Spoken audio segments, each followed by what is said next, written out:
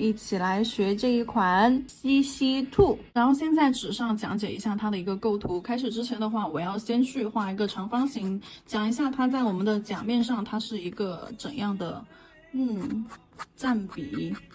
因为我们的这个款式的话，甲型用到的是一个梯形长梯形，所以说的话，我这里画了一个长方形，然后去讲一下它每一个部分在甲面上的一个比例占比首先的话就是它的一个脸部，最重要的一个脸部，我们首先去把这个甲片分成一个两等份，中间去画一条线，也就是1:1这样子一个比例1:1这样子一个比例，然后呢，在这个甲片的上方上半区域，我们在这个区域去画它的一个头部在我们的甲片的中间，也就是这我画一条3/7线和中线好，我垂直画三条线，3条线。好，中线我们叫 C， 然后这里是3/7线，它的头部的话是在上半区域的正中间不超过这边的3/7线也就是说这边位置是要留白出来的这是它的一个头部的位置。头部的位置上方连接上的是它的帽子的部分。好，在这个地方我们去画一个三角形吧。用这里因为只讲结构，所以说我们所有的部分用最简单的一个图形来给它就是表现就可以了好，这里三角形是它的帽子部分，然后它的一个身体部分。身体部分的话，这里连接到它的脸蛋下方，也就是说甲片的下半区域就是两个主要被这个大大的一个蝴蝶结给它就是完全占领了。好，就这样子一种比例，然后其他的包括一些什么耳朵呀，我们都是找着缝隙去给它填上就可以了。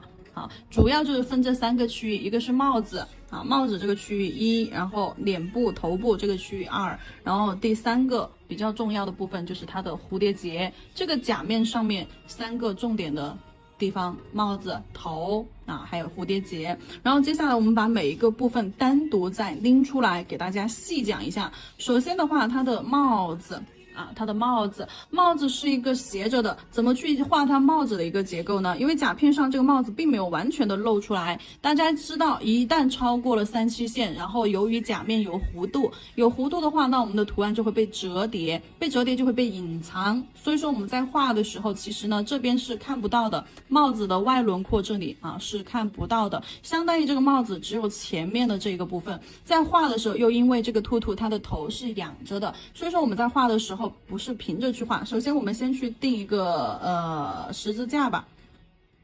好，定一个十字架。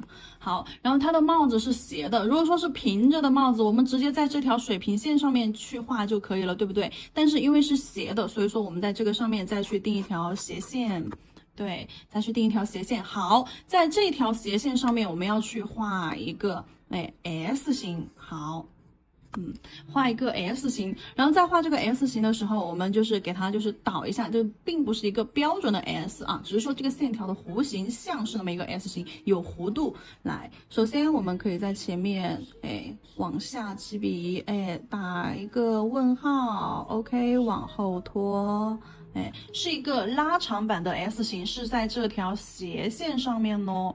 在这条斜线上面画一个拉长版的 S 型，然后在哪个区域呢？在这个区域我们刚刚站的这个区域，比如说我们把这个十字架分为1、2、3、4这样子4个区域，刚刚这个 S 型帽子的边沿线站的是1号区域和4号区域，过了中线。然后现在呢，我们帽子的后轮廓就是帽顶就在我们的2号区域，2号区域这里去画一个半圆，画一个半圆。好，然后把这个线和这个半圆连接起来，好，连接起来，然后中间这里半圆前面跟着弧度再画一条绑带。好，这就是它帽子的一个绑带。然后这个绑带的话，我们在画的时候你就直接就两条线的这个弧线的话，带一点微微的弧线往下这个方向去凸出来，微微带一点弧线，不要去画2条直线，这样子的话就没有柔美感了。然后这里帽檐的内部这里你画过来，到时候这个位置肯定会是它的一个头部的一个位置这里我把线标出来。好，所以说这里再连接起来，那这就是它的帽子翻翘起来的一个内弧。好，帽子的形态轮廓画好了之后，接下来我们来看一下它的一个头部。这里就比较简单的啊，然后接下来我们看一下啊，先讲蝴蝶结吧，头留到等一下再讲。好，然后我们再来看一下蝴蝶结这个地方。甲片上讲完了它的一个构图之后，我们会把每一个部分单独拎出来讲解。好，现在讲蝴蝶结这个地方，蝴蝶结的话，一共也是分成了4个部分啊，左2右2，中间一个部分，一共是5个部分啊。好，首先我们用最简单的一个形态来表现。左边一个三角形，好，右边一个三角形 ，OK， 好，然后中间一个正方形，我们先用最简单的形态来表现啊，然后下方，我这里再加一个长一点的瘦版的三角形啊，长一点瘦版的三角形，OK， 这是它最简单的一种形态。然后呢，我把所有的边角圆润化，让它们就是这几个物体，这5个物体之间的一个关系啊，更加的明确一些。首先，我们先要确定的是中间这个正方形。中间这个正方形的话，我们在画的时候，两侧的这个弧线往一个方向去导啊。比如说，我有可能会在这个地方，画一个两侧往中间去导的话，我们可以在这里往这边导吧。好，画2个 C 弧括号，好，画2个 C 弧括号，这样，然后上方连接起来可以往外，这样子有一种凹陷感。好，甚至可能2条线有一点点褶皱感，能看清楚吧？能看清楚吧？就甚至可能带了一点褶皱感，从中间加一根线过来，这里能看清楚吧？然后这里就是它中间这个正方形演变了一下，把它的边缘的4个边线直线变成了弧线。我在这里再演示一个啊，就是左边这条线好，直线变成了一个 C 弧线，好，右边这条线直线变成了一个 C 弧线，好，上方的这个线变成了一个，你就算是往外凸起来也可以啊，这样中间留一个褶皱线，也就是说变成了这样子一种 M 的这种感觉啊。好，然后下方这里也是中间留一条褶皱线，好 M 的那种感觉，往外扩的啊，往外扩。好，中间这里拉一点线出来，这样错位开来啊，2条线错位开来。来，中间这个绑结的地方是不是瞬间就立体起来了，对吧？就立体厚重蓬松起来了。好，然后现在我们把蝴蝶结的地方再给它就是画一下，蝴蝶结边角圆润化啊。肯定吧，因为绑结把蝴蝶结绑住了，所以说我们蝴蝶结画的时候，它的线条是要从这个 C 弧，就是这个 C 弧内侧出去，就是它不能够超出 C 弧这2个线条的尽头啊。好，然后从这里出来画一个圆润的，好，这边也是。线条2个线条往外扩充，好，这里收拢，然后往外去扩充，然后这里相接的这个线条中间，你可以来一点弧度啊，看起来它就像是一个小爱心一样，那你可以给它画一点褶皱，对吧？好，在这个绑结里面可以画一点褶皱，是不是就动态感就出来了？好，三角形的一个演变，然后飘带啊，飘带，我们看这个三角形就能看出来，上面窄，中间宽啊，然后尖端又给它收尖了，2头尖，中间宽啊，中间宽。那我们把它演变成一个飘带的形式，那飘带肯定也是从中间这个绑结，这里位置出来啊，它也是跟这个。一样绑在这里面的，那你飘带肯定不可能从这里中间起笔，对不对？所以说飘带的话，起笔一定是从这个边线啊，跟着我们这个边线啊，从里侧出来。好，从窄变宽，然后收尖儿，从窄变宽，好，收尖儿。线条你摆一点弧度无所谓的，甚至你可以来一点翻折面。OK， 这是飘带。啊，飘带我们画的时候可以就是说一长一短啊，一长一短，一个飘带长一点，一个飘带短一点。好，这个蝴蝶结的部分我们也完成了。现在的话，我们来详细的讲一下它的这个头部。好，这里2号。拉到这里来是它的一个头部的讲解了。头部的话，兔兔的头部，我们先来说一下，它是一个长耳朵的长耳兔，而且的话，耳朵是有点往下垂的，看起来就像它的头发一样，是一个垂耳兔。再加上可能因为戴了帽子的原因，然后兔兔的一个面部、头部的一个轮廓是什么样的呢？我们之前也画过，对不对？现在先来讲一下它的一个正面的轮廓，上面一个平缓的半圆啊，一个 C 弧，好，一个半圆 C 弧，然后。C 弧连接着2个小括号，左边一个 C 弧，好，右边一个 C 弧，连接着2个小括号，好，这是兔兔它的一个面部轮廓居中的时候啊，面部轮廓居中的时候。那我这里先简单的把它的五官画一下，然后让你们知道它就是朝中间的时候样子是什么样子的，正脸是什么样子的。那这是它的一个头部轮廓，耳朵我们可以从这个地方竖着，对不对？我们也可以从旁边这样子坠下来，哎，就变成一个垂耳兔啊，大耳朵。2个大耳朵垂下来。那现在的话，我们不去画它的正脸，这个头部的话，我们是要画它的一个侧脸。好，侧脸的话，我们就还是一样的，这边是一个半圆。好，还是先从一个半圆起来，头型轮廓不变。但是呢，因为它脸是侧着的，所以说我们旁边这个脸蛋儿啊 ，C 弧的这个脸蛋儿可以稍微的明显一点，哎，加上一个 C 弧脸蛋儿。哎，就稍微凸出来一点，就你想象一下，马铃薯小子就是蜡笔小新，就小朋友他们的脸蛋儿在侧着的时候，或者是45度角的时候，他的那个脸蛋儿胖嘟嘟的，对不对？他脸蛋儿都快凸出来，都快掉下来的那种感觉，就是表现就是可爱的那种感觉。所以说这旁边这个 C 弧要凸出来一点点，看起来就是有点胖嘟嘟的脸蛋。然后后轮廓的话，这里就不用去画它这边的一个 C 弧了，因为这里会连接上的是它的耳朵，这里连接上的是它的耳朵，因为是侧脸嘛，肯定就是耳朵咯。然后侧脸耳朵连接上，然后再把我在这里简单的再画一个蝴蝶结啊，然后再把蝴蝶结给它加上，对吧？好。然后接下来我们要看一下它的一个五官了，因为这里的话有帽子，我这里简单的把它的帽子轮廓再给它加上，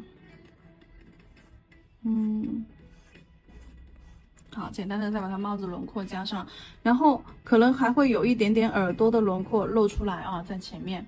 然后我们看一下它的一个五官，因为是侧脸是15度角，五官的话同样，如果说正脸的话，我们去找到一个十字架水平线，就很好的就能够把它的五官给它定位了。但是如果说是侧脸呢，它的脸是往哪边侧的，我们这个线条就往哪边弧度去转啊。如果说是往这边是左右啊，这边是左边啊，如果说是往左边去侧的，那我们中间这条十字架中线，我们就往左边去弧，从它的头顶到下巴这样侧过来啊，一条弧线，这是定线条。这里你们心里面知道这样子一个基础理论就可以了，不用在甲片上去把它画出来。好，然后去找到中线，中线是在哪里呢？中线是在它的头顶和它的脸蛋儿啊，这个地方。头顶和脸蛋儿分界的这个地方啊，这里去找中线，那这里就很好找了呀，对不对？那这里就是嘛。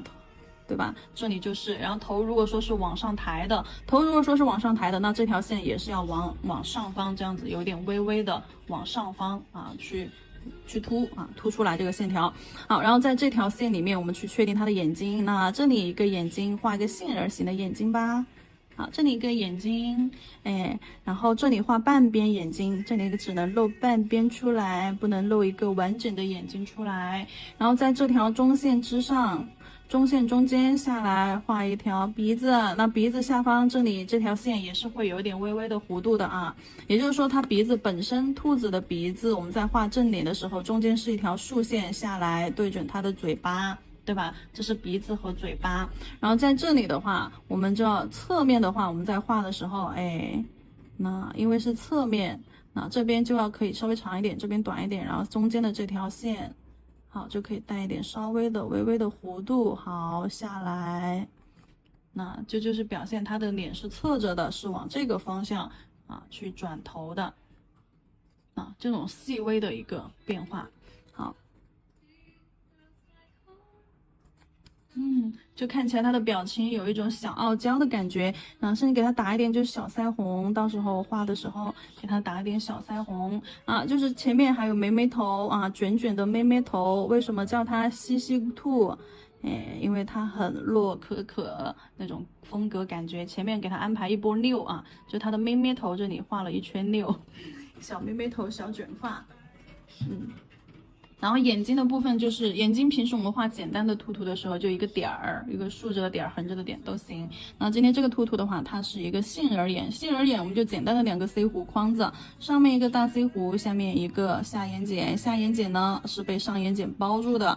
好，这样子去画一个杏仁眼，我们可以就是画的稍微的圆一点啊，表现可爱一点。就是圆一点的话，那这个 C 弧肯定就要异常的突出，就把它眼睛就画的圆一点，这就是它的眼睛部分。好了，然后在纸上的这样子一个构图就结束。你重点就是把哪个部分呢？帽子的这个边沿部分画好，蝴蝶结的轮廓画好，然后呢，把它这个面部就是头有点微微往上抬，且是一个45度角，有一种小傲娇的那种感觉啊。好了，这个构图构完了之后，我们要开始上甲片去演示了。涂一个这种透色啊，一个透粉色打底，透粉色打底。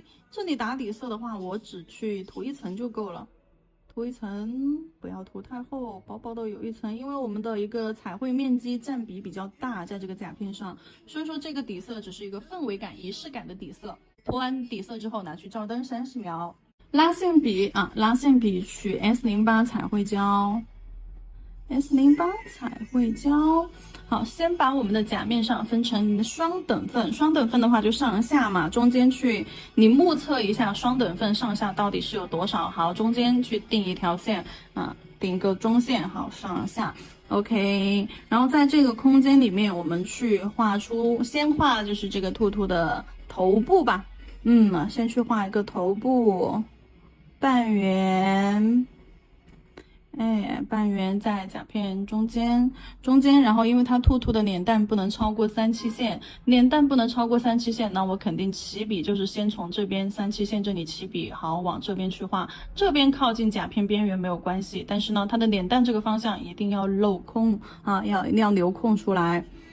好，到最后拉下来一点，画一个半圆弧，半圆弧画完了之后，连接上一个胖嘟嘟的 C 弧，勾出来，胖嘟嘟的 C 弧勾出来，就是它的脸蛋儿。胖嘟嘟的脸蛋，脸蛋画好了之后，帽子好，一个斜线方向画一个拉长版的 S 型。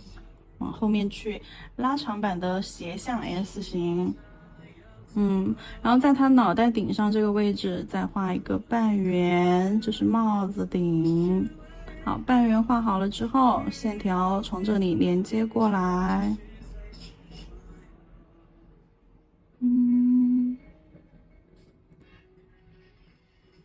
帽檐边边上这里画上飘带，也是弧线。其实这些线条都不用勾过来的，因为等一下我们还要去填色，这里勾一下只是说为了让你心里有个数。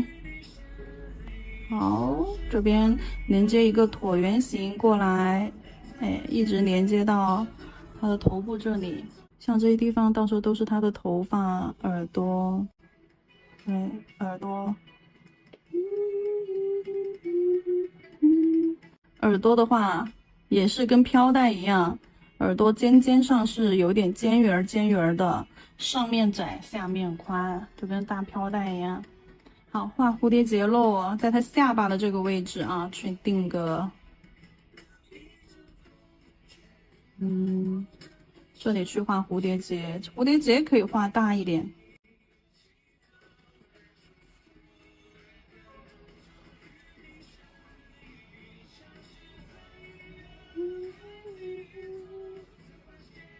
那这边都不用画出来，因为等一下要填色。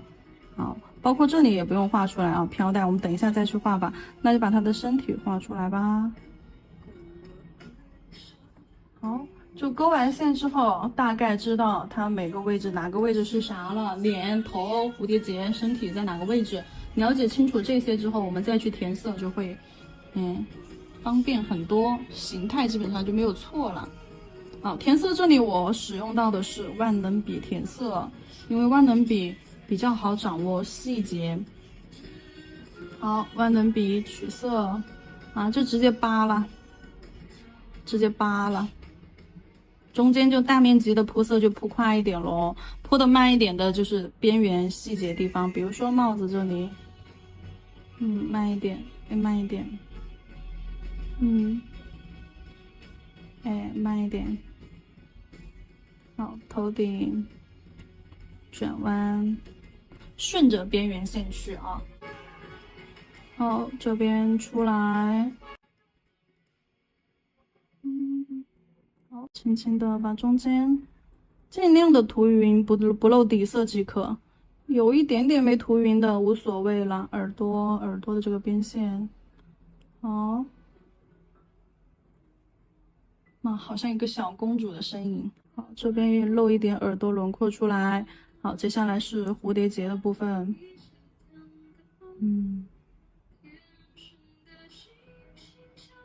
好，蝴蝶结的部分结束之后，下来身体的部分。这个 S08它不只是一个彩绘胶啊，因为它本身就是一个日式罐装凝胶，当纯色涂的，它是一个假油胶，只是因为饱和度高，所以说我们可以把它就是拿来纯色和彩绘双两用。所以说这里的你在这里去大面积使用，基本上铺满整个甲面都没有关系，你去包边都没有问题啊。如果是单纯的彩绘胶，你们去这样子去大面积的平涂的话，它后期有可能会出现开裂这种情况。因为彩绘胶是做彩绘用的，勾线彩绘用的，并不是拿来涂纯色用的。但是这里这个 S08是没有关系的啊。好，尽量给它涂匀就好了，不露底色即可。也不是说你非得要就是涂来好均匀不用，不露底色即可。好。等你就是填完色之后，等你确定它的每一个边缘位置是什么，心里已经有数了之后，你后面我们再去画线填色这些都会比较轻松一点。好，这里的话照灯时间60到120秒，新灯60，老灯120，建议大家照120，照不干的话，到时候后面会糊掉。来，白色彩绘胶照完灯之后，给它上一个水彩磨砂，因为等一下我们用到的是水彩来给它上色。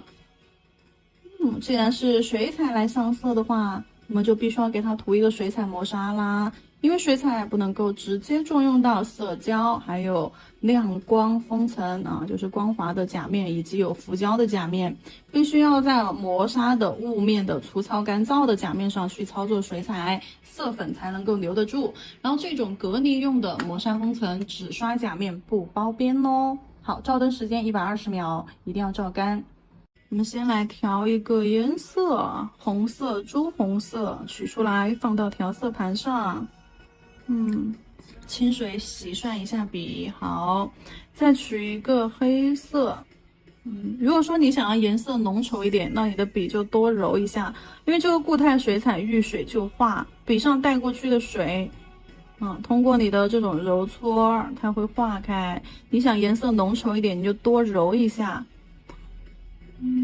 黑色取到调色盘上，好，黑色和这里的红色调一调，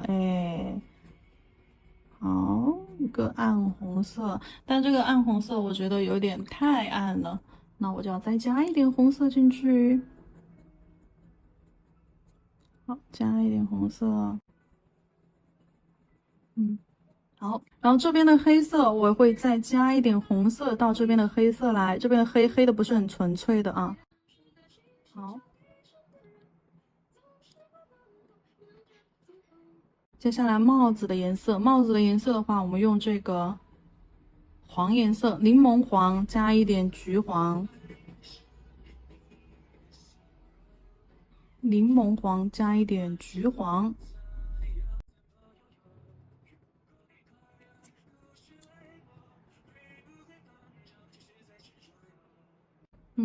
OK， 万事俱备。我再取一点这个黑色，取一点黑色，把它的轮廓线勾一勾。好，我们开始操作它的一个线条部分啊。刚刚我们在画的过程当中已经给大家说过了，它的一个线条结构是什么样的。如果说还不清楚的宝子，可以去看一下我们那个线稿的部分啊，课程前面线稿的部分。哦，帽子，哎，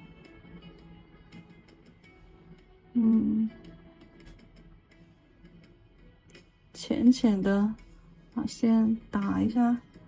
在操作的过程当中，笔干了的话，就及时的去湿笔控水，因为水彩是不需要照灯的，它在操作的过程当中自己就会干。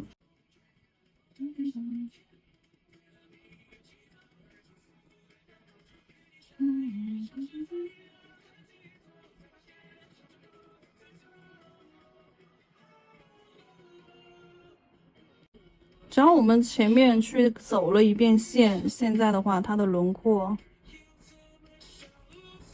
基本上在哪个位置，你心里都是有数的。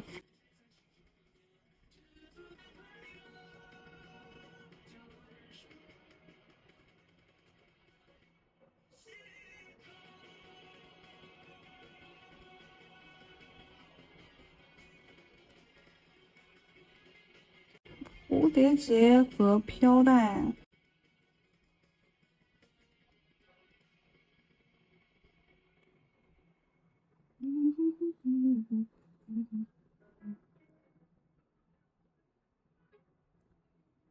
耳朵，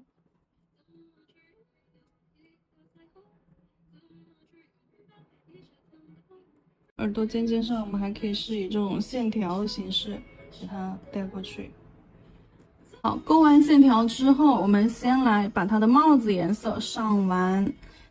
湿笔控水之后，我们取刚刚已经调好的这个黄颜色啊，不要取太多啊，少取一点点，少取一点点，直接上甲片，先往后推，因为这里帽子的颜色我们要做成一种渐变感，所以说先把深色往它的帽子后面去推，等到笔上面已经没什么颜色了之后，我们再往前，将颜色往前去带一带，带完了之后又将颜色往后面帽檐后面去推过来，让它的整个颜色呢形成一种渐变感啊，就是后面深前面浅的这种渐变感啊，包括它的帽顶也是一样的啊，也是这样的。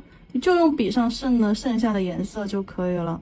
好，往后推，从前往后扫。好，内侧帽子内侧，带一带。内侧这里的话，颜色我们可以把边缘变深，就是这里啊，头顶里面看我笔尖所指的位置。笔尖所指的位置就是颜色最深的地方，你想要哪个地方颜色深，你的笔尖就指向哪个地方。好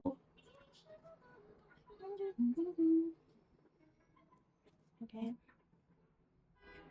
帽子的颜色上完了之后，我们再去上红色的地方吧。红色的地方有哪些地方？我看一下啊，飘带，好，就刚刚调的这个暗红色，取一点。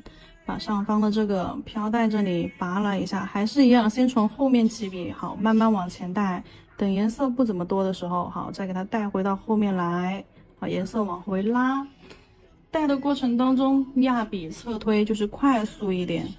如果说你觉得颜色还不够，你可以复推一次啊，只要颜色还没干啊，你在上面去推是没有问题的。但是如果说颜色已经干了，你在上面再去拉推的过程当中，就会容易颜色不均匀。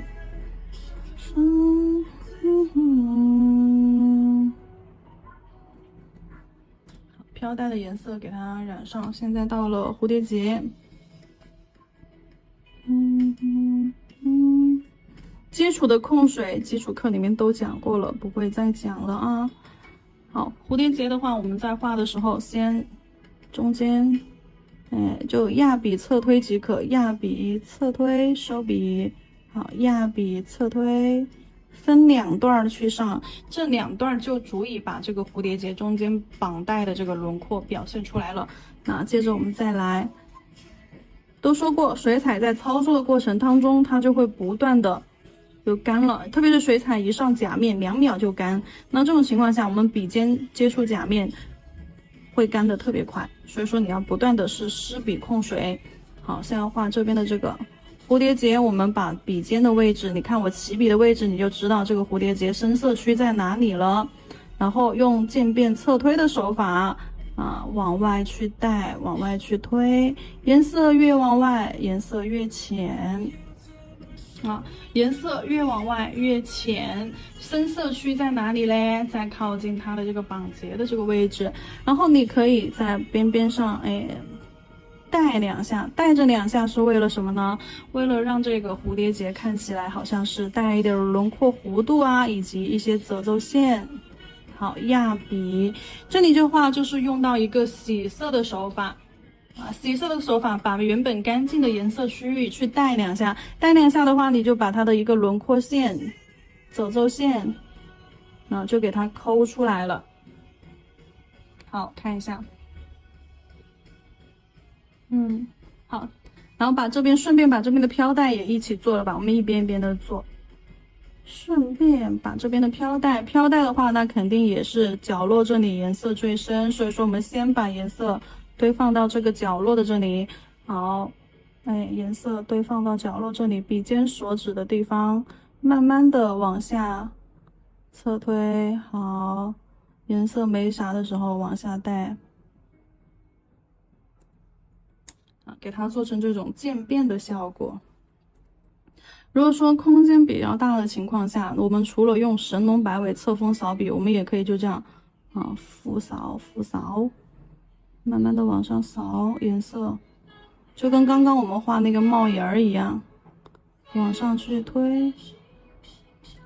这里的话，为什么我要倒过来？是因为为了让笔尖指向这里的一个角落处，因为只要就是颜色有产生叠压的地方，那条边线一定就是最深的地方。那最深的地方那条边线是由我们的笔尖去给它带出来的，所以说笔尖你想让它哪个地方深，我的笔尖就要指向哪个地方。边的蝴蝶结也给它上色。笔尖所指就是深色区。好，快速的去侧推，只要颜色还未干，快的去拔了2下，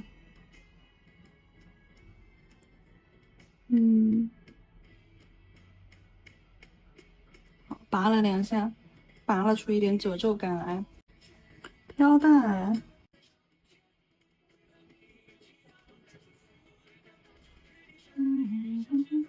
越往下颜色越淡。那把它的耳廓里面，这里因为它这里有点耳朵，这里有个小耳廓。这边的耳朵是看不到的因为这边的耳朵是外面朝着外面的，看不到泪耳廓。好了。接下来给它的身体上一下色，就我们刚刚黑色调的那个红色黑红的这里颜色，我再调一下吧。这里暗红色，再加一点到黑色里面。这个黑不是一个纯粹的黑，它是红的发黑。好，用这个颜色来画它身体里面的一些颜色。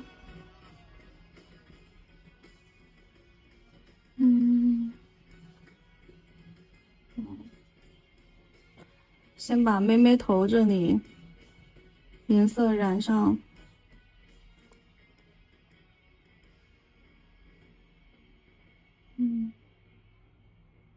好，妹妹头这里颜色染上，跟着帽檐边边一直染到耳朵边边。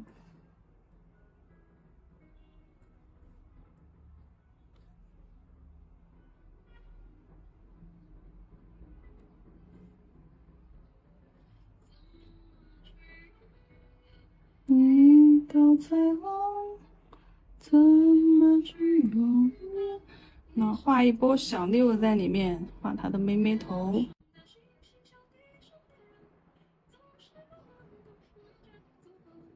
这个兔兔给它戴了一排小假发，有着妹妹头的。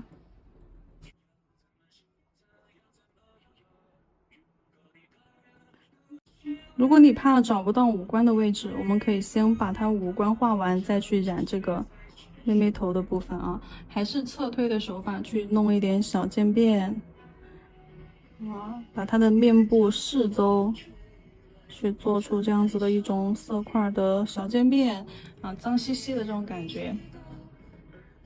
然后其他地方我们先不染嘛，我们先把它的眼睛五官画出来。脸部中间是干净的啊，就这个色块的渐变只针对于上半边和耳朵边边这里这半边啊，这一块我们还没有去动，先把五官给它画出来。如果说找不准五官的定位的，我刚刚有讲过啊，讲过怎么去定线条。这里的话我就直接画啦，黑色画两个杏仁儿，好，黑色画两个杏仁儿，哎，这里我已经不需要任何的线条辅助，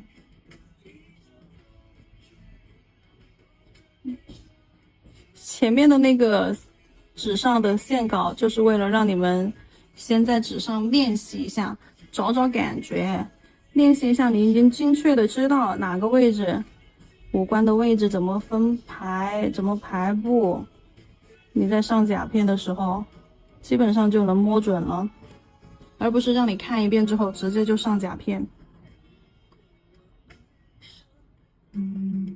看课程的时候你们千万不要走马观花的去看，就是课程放在那里，你可以跟着课程一起动手操作。如果说线条不小心画长了，那比如像我这种画长了怎么办呢？把笔擦干净，把线条擦干净，轻笔勾线，擦颜色巴拉巴拉，给它用墨蓝色，画眼珠子。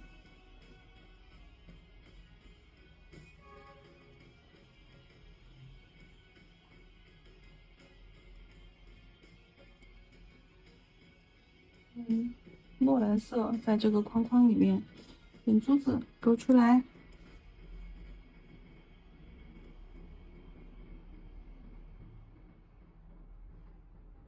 小眼睛勾一下。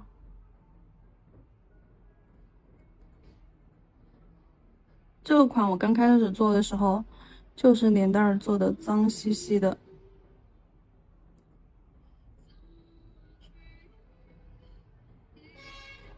我把它的上眼线加深了一些。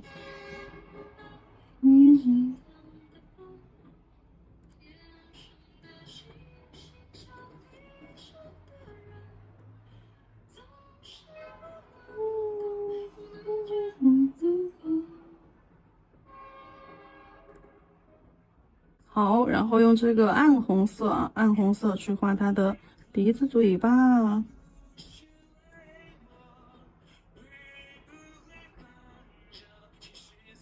画一个倒着的尖尖，这个时候笔有点干了，湿一下笔。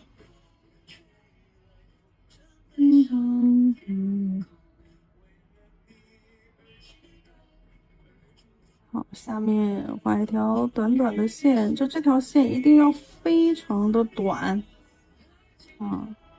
好，嘴巴。笔尖轻轻点两个尖尖，就嘴巴的弧度比它的鼻子的弧度还要小。然后鼻子这里的线条轮廓画出来之后，用笔轻着一下毛尖儿，用笔把它这两个鼻子的线，这里非常的精细这个地方非常的精细，笔尖把它两个鼻子的线条肩部带一下。就是侧推一下线条的一个边缘弧度，把一条直线变成一条色线，把一个线条的边缘给它拉一下，模糊掉。这边。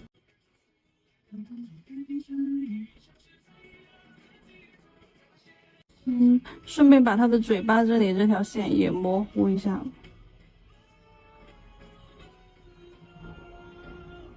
毛尖顺着线条的方向揉一揉。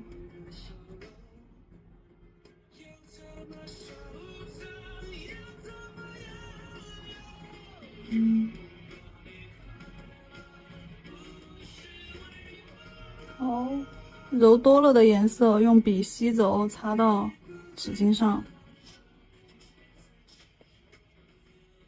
这里揉一下，就是为了让它的线条看起来更精细一点，边线条的尖角看起来更自然一点。还有就是，让它的周围有一圈。